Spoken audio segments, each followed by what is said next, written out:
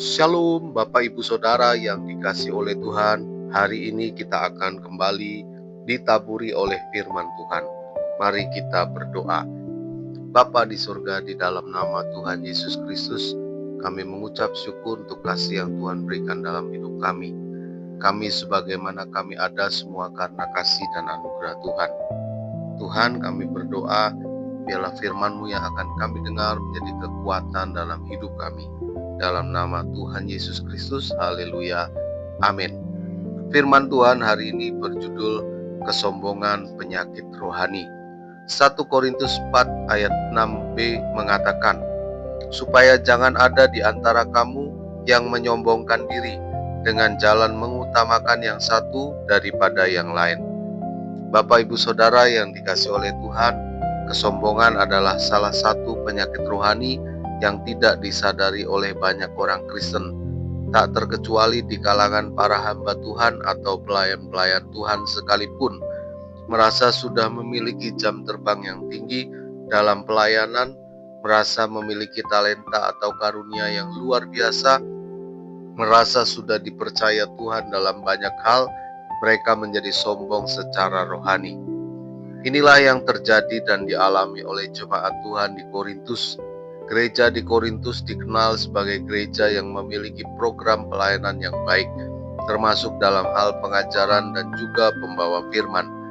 Bisa dikatakan jemaat di Korintus sedang mengalami kemajuan rohani secara pesat. Karena merasa sudah berhasil secara rohani, mereka mulai membanggakan diri dan menjadi sombong rohani. Hal inilah yang mendorong Rasul Paulus untuk segera bertindak dan menegur mereka dengan sangat keras. Ketika orang mulai merasa bahwa dirinya lebih dari yang lain, lebih benar, lebih baik, lebih rohani, lebih maju, lebih terkenal dan sebagainya, saat itulah kita sedang jatuh dalam dosa kesombongan. Dalam hal kerohanian, seringkali kesombongan itu tumbuh secara tersembunyi tanpa dapat kita sadari. Padahal penyakit kesombongan itu secara perlahan tapi pasti akan seperti penyakit kronis yang menggerogoti tubuh kita. Orang yang sombong seringkali tidak menyadari kalau dirinya sudah berlaku sombong. Inilah tipu muslihat dan perangkap yang sedang dipasang oleh iblis, karena iblis tahu benar bila kesombongan sudah menjangkiti hidup seseorang, cepat atau lambat ia akan jatuh. Berhati-hatilah, kesombongan adalah kebencian Tuhan. Manusia yang sombong akan direndahkan dan orang yang angkuh akan ditundukkan, dan hanya Tuhan sajalah yang maha tinggi pada hari itu. Yesaya 2 ayat 11. Bahkan ayat ini kembali diulang, manusia yang sombong akan ditundukkan dan orang yang angkuh akan direndahkan.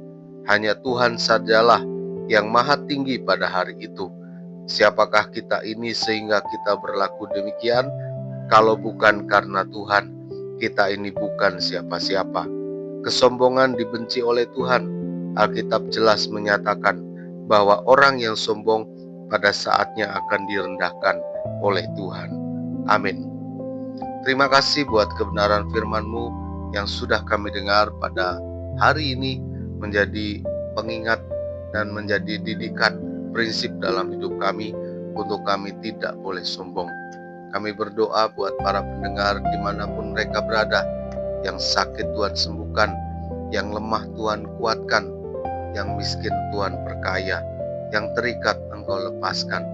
Dan kami berdoa buat bangsa Indonesia menjadi bangsa yang besar, mengasihi rakyatnya sejahtera. Berdoa buat kota di mana kami ada, di mana kami tinggal, biarlah kota ini dilindungi Tuhan, dijauhkan dari mara bahaya. Berkati pemerintahan kami, supaya mereka menjadi pemerintahan yang bersih, dijauhkan dari korupsi. Gereja di mana kami ada, Tuhan memberkati. Keluarga kecil kami, Tuhan memberkati.